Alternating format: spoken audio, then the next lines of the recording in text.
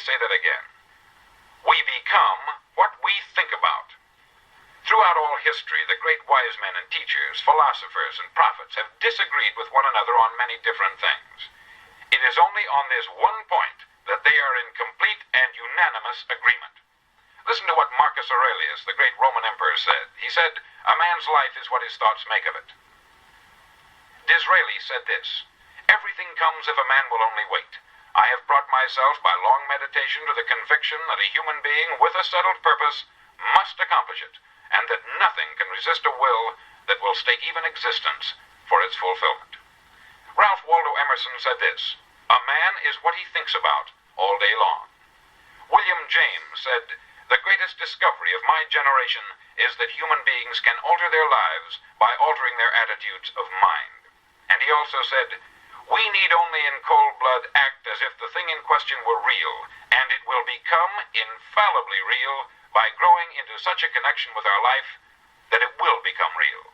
It will become so knit with habit and emotion that our interest in it will be those which characterize belief." He also said this, "If you only care enough for a result, you will almost certainly attain it.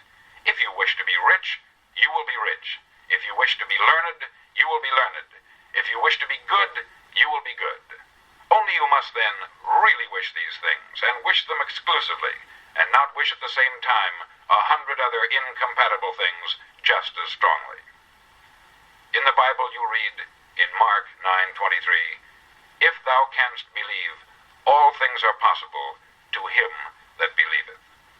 Dr. Norman Vincent Peale said this, "This is one of the greatest laws in the universe. Fervently do I wish I had discovered it as a very young man. It dawned upon me much later in life, and I found it to be one of the greatest, if not my greatest discovery outside of my relationship to God. And the great law, briefly and simply stated, is that if you think in negative terms, you will get negative results. If you think in positive terms, you will achieve positive results. That is the simple fact, which is at the basis of an astonishing law of prosperity and success. In 3 words, believe and succeed." William Shakespeare put it this way, "Our doubts are traitors, and make us lose the good we oft might win by fearing to attempt." George Bernard Shaw said, "People are always blaming their circumstances for what they are. I don't believe in circumstances. The people who get on in this world are the people who get up and look for the circumstances they want, and if they can't find them, make them." Well, it's pretty apparent, isn't it? And every person who discovered this for a while believed that he was the first one to work it out. We become what we think about. Now it stands to reason that a person who's thinking about a concrete and worthwhile goal is going to reach it, because that's what he's thinking about. And we become what we think about. Conversely, the man who has no goal, who doesn't know where he's going, and whose thoughts must therefore be thoughts of confusion and anxiety and fear and worry, becomes what he thinks about. His life becomes one of frustration, fear, anxiety, and worry. And if he thinks about nothing, he becomes nothing. Now, how does it work? Why do we become what we think about? Well, I'll tell you how it works as far as we know. Now, to do this, I want to tell you about a situation that parallels the human mind. Suppose a farmer has some land, and it's good, fertile land. Now, the land gives the farmer a choice. He may plant in that land whatever he chooses. The land doesn't care. It's up to the farmer to make the decision. Now, remember, we're comparing the human mind with the land, because the mind, like the land, doesn't care what you plant in it. It will return what you plant, but it doesn't care what you plant. Now, let's say that the farmer has 2 seeds in his hand. One is a seed of corn, the other is nightshade, a deadly poison. He digs 2 little holes in the earth, and he plants both seeds, one corn, the other nightshade. He covers up the holes, waters, and takes care of the land, and what will happen? Invariably, the land will return what is planted. As it's written in the Bible, "As ye sow, so shall ye reap." Remember, the land doesn't care. It will return poison in just as wonderful abundance as it will corn. So up come the 2 plants, one corn, one poison. Now, the human mind is far more fertile, far more incredible and mysterious than the land, but it works the same way. It doesn't care what we plant. Success, failure. A concrete, worthwhile goal, or confusion, misunderstanding, fear, anxiety, and so on. But what we plant, it will return to us. You see, the human mind is the last great unexplored continent on the earth. It contains riches beyond our wildest dreams. It will return anything we want to plant. Now you might say, well, if that's true, why don't people use their minds more? Well, I think they've figured out an answer to that too. Our mind comes as standard equipment at birth. It's free, and things that are given to us for nothing we place little value on. Things that we pay money for, we value. The paradox is that exactly the reverse is true.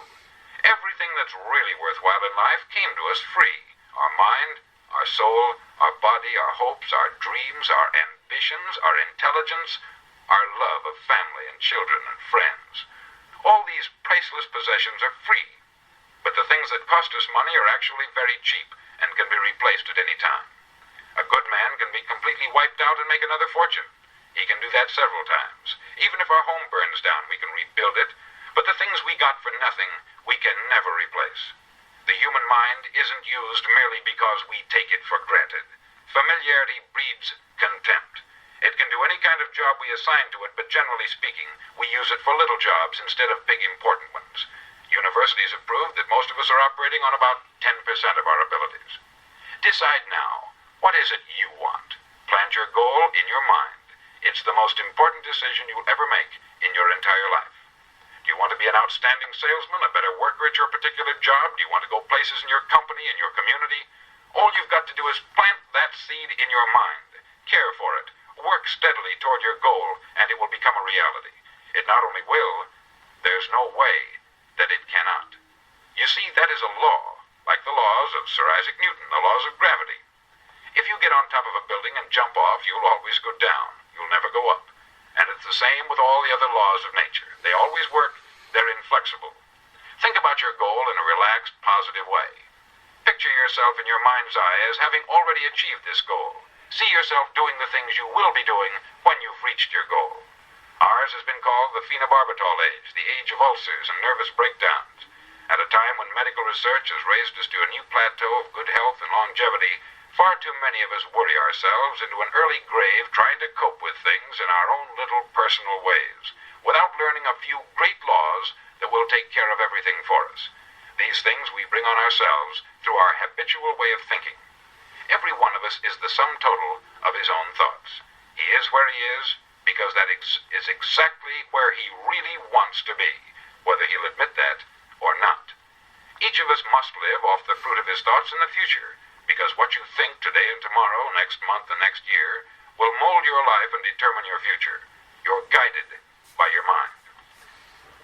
I remember one time I was driving through Arizona and I saw one of those giant earth-moving machines roaring along the road at about 35 miles an hour with what looked like 20 tons of dirt in it, a tremendous, incredible machine, and there was a little man perched way up on top with the wheel in his hands guiding it. And as I drove along, I was struck by the similarity of that machine to the human mind. Just suppose you're sitting at the controls of such a vast source of energy. Are you going to sit back and fold your arms and let it run itself into a ditch? Or are you going to keep both hands firmly on the wheel and control and direct this power to a specific, worthwhile purpose? It's up to you. You're in the driver's seat. You see, the very law that gives us success is a two-edged sword. We must control our thinking. The same rule that can lead a man to a life of success, wealth, happiness, and all the things he's ever dreamed of for himself and his family, that very same law can lead him into the gutter. It's all in how he uses it, for good or for bad. This is the strangest secret in the world. Now, why do I say it's strange, and why do I call it a secret? Actually, it isn't a secret at all. It was first promulgated by some of the earliest wise men, and it appears again and again throughout the Bible. But very few people have learned it, understand it. That's why it's strange, and why, for some equally strange reason, it virtually remains a secret. I believe that you could go out and walk down the main street of your town and ask one man after another what the secret of success is, and you probably wouldn't run into one man in a month who could tell you. Now, this information is enormously valuable to us, if we really understand it and apply it. It's valuable to us not only for our own lives, but the lives of those around us, our family, employees, associates, and friends. Life should be an exciting adventure. It should never be a bore. A man should live fully, be alive. He should be glad to get out of bed in the morning. He should be doing a job he likes to do because he does it well. One time I heard Grove Patterson make a speech, the editor-in-chief of the Toledo Daily Blade, and as he concluded his speech, he said something that I've never forgotten. He said something like this: "My years in the newspaper business have convinced me of several things, among them that people are basically good, and that we came from someplace, and we're going someplace. So we should make our time here an exciting adventure. The architect of the universe didn't build a stairway leading nowhere.